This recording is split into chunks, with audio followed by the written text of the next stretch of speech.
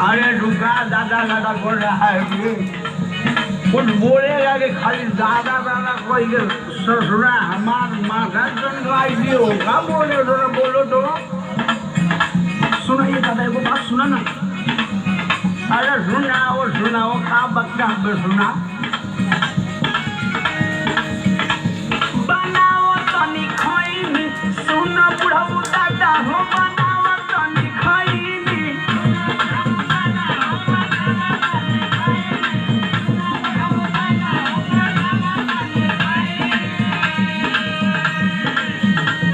अरे बच्चा तोर वाली बड़की चुनौतियाँ का फैल दिए हे दादा बताई।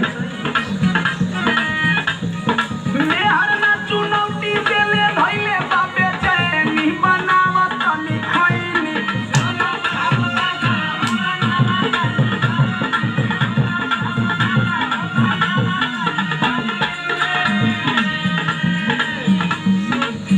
यहाँ का कर हो